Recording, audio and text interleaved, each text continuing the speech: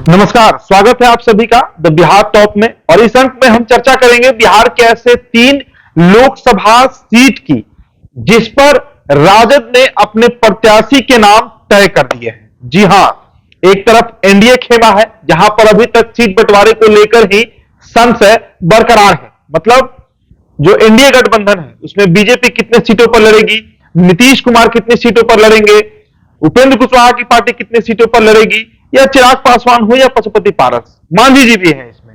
तो अब तक सीट बंटवारा नहीं हुआ है, लेकिन महागठबंधन में अब देखिए तेजस्वी यादव का जब से जन विश्वास यात्रा शुरू हुआ है और जिस तरीके से रिस्पॉन्स, जनता का अगाध प्रेम तेजस्वी को मिल रहा है, महागठबंधन पूरे कॉन्फिडेंस में है। महागठबंधन का मतलब कांग्रेस प्लस वाम प्लस राष्ट्रीय जनता दल। अब 3 लोकसभा सीट जिनकी चर्चा हम कर रहे हैं, जिस पर लालू प्रसाद यादव ने अपने प्रत्याशियों के नाम फाइनल कर दिया है। सबसे पहले जिस सीट की हम चर्चा करेंगे वो सीट है पटना का शहरी पाटलिपुत्र लोकसभा सीट। पाटलिपुत्र का नाम सुनते ही आपके जहन में रामकृपाल यादव का नाम आता है। वहां से मौजूदा सांसद है, दूसरी बार जीते हैं। मोदी लहर में 2014 में तो जीते ही, लेकिन 2019 में फिर से रामकृपाल यादव ने मीसा भारती को हरा दिया था। अब मीसा भारती वहां पर 2 बार चुनाव लड़ी है और दोनों बार चुनाव हारी है। ये तस्वीर पहले आपको हम दिखाते हैं। ये तस्वीर 4 और 5 दिन पहले की तस्वीर है। तस्वीर में आपको मीसा भारती दिख रही होंगी। मनेर का जो दरगाह है वहां पर मीसा भारती पहुंची है और पिछले 2 सप्ताह से, मतलब पिछले 15-20 दिनों से मीसा भारती लगातार मनेर का जो क्षेत्र है, पाटलिपुत्र का विधानसभा है मनेर, वहां पर दौरा कर रही है। न सिर्फ मनेर बल्कि नौबतपुर हो, बेहटा हो या दानापुर हो, इन तमाम इलाकों में मीसा भारती का दौरा एक बार फिर से शुरू हो चुका है। इसका आप मतलब समझिए, मीसा भारती को लालू प्रसाद यादव ने एक बार फिर से पाटलिपुत्र के रण में उतारने का फैसला ले लिया है। यह पक्की खबर आपको हम बता रहे हैं। मीसा भारती पाटलिपुत्र लोकसभा से प्रत्याशी बनाई जाएंगे। हालांकि वो राज्यसभा के सदस्य हैं, लेकिन लालू प्रसाद यादव की सबसे बड़ी बेटी है, सबसे चहेती बेटी है। और मीसा भारती भले ही 2 बार हारी है, लेकिन एक बार फिर से पाटलिपुत्र में वो चुनाव लड़ने जा रही हैं। मतलब 2 प्रत्याशी जिनका नाम चल रहा था, भाई वीरेंद्र मनेर से विधायक हैं और रीतलाल यादव भी इस प्रयास में थे जो दानापुर से विधायक हैं कि उन्हें पाटलिपुत्र लड़ाया जाए, लेकिन लालू यादव ने फिर से अपनी बेटी पर भरोसा जताया है। रामकृपाल यादव के सामने एक बड़ा चैलेंज बनकर मीसा भारती फिर से खड़ी हो सकती है। हालांकि 2014 और 2019 में कम मतों से ही, 2019 में तो बिल्कुल कम मतों से हारी थी मीसा भारती, लेकिन उन्हें हार का मुंह देखना पड़ा था। तो पाटलिपुत्र लोकसभा को लेकर आरजेडी की रणनीति सधी हुई है।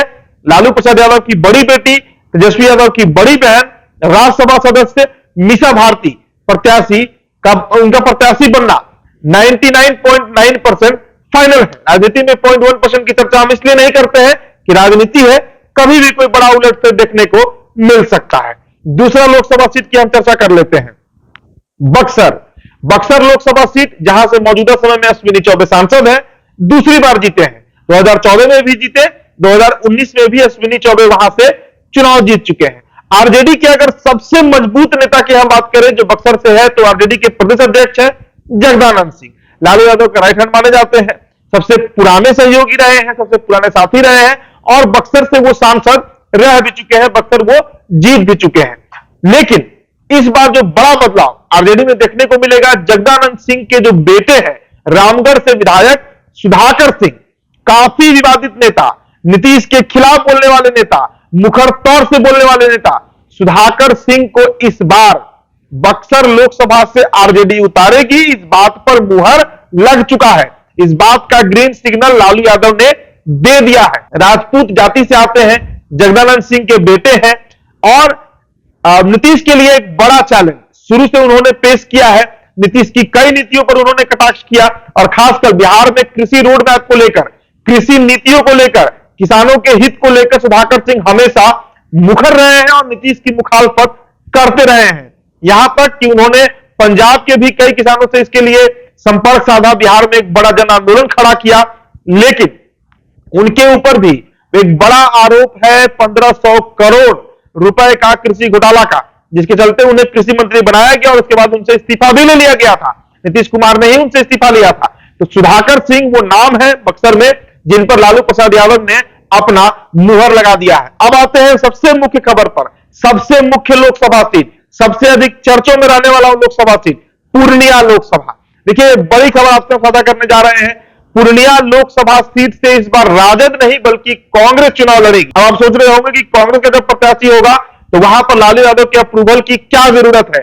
पूर्णिया में एक बड़ा कैंपेन चलाया जा रहा है, प्रणाम पूर्णिया के नाम से। यह कैंपेन पप्पू यादव चला रहे हैं, वही पप्पू यादव जो 3 बार पूर्णिया से सांसद रह चुके हैं। 1991 का लोकसभा चुनाव याद कीजिए, वोटिंग के दिन इतना बड़ा विवाद हुआ, इतनी गोलीबारी हुई कि अंततः चुनाव आयोग को वो चुनाव कैंसिल करना पड़ा। फिर समाजवादी पार्टी के टिकट पर भी जीते पप्पू यादव, निर्दलीय भी जीते हैं पूर्णिया।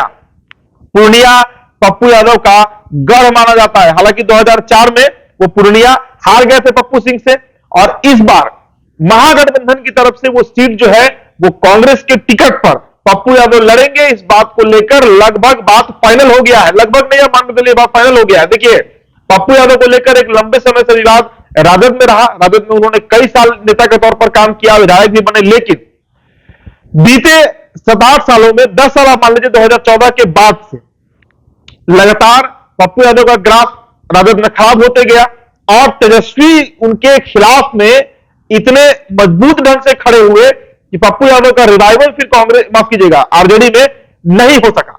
2014 में मधेपुरा स्विच किए पप्पू यादव, मधेपुरा जीते भी, और उसी साल उनकी पत्नी रंजीता रंजन जो है, जो अभी मध्य प्रदेश से राज्यसभा सदस्य है, वो सुपौल से चुनाव लड़ती है और चुनाव जीत जाती है। लेकिन 2019 में मोदी वेव में पप्पू यादव और उनकी पत्नी दोनों चुनाव हार जाते हैं। अब पिछले कई महीनों से पूर्णिया में अपना खूंटा गाड़ कर बैठे हुए हैं पप्पू यादव। इस बात पर अड़े हुए हैं कि पूर्णिया वो लड़ेंगे तो लड़ेंगे। हमेशा कोची और सीमांचल की चर्चा भी करते हैं, पूर्णिया से उनका एक अलग ही प्रेम है।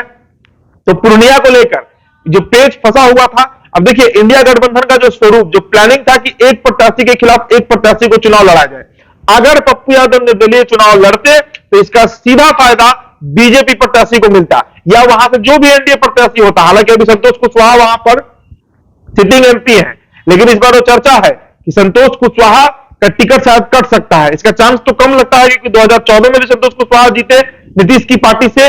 जब नीतीश मात्र 2 सीट जीते थे तो उसमें 1 सीट पूर्णिया था, संतोष कुशवाहा जीते थे।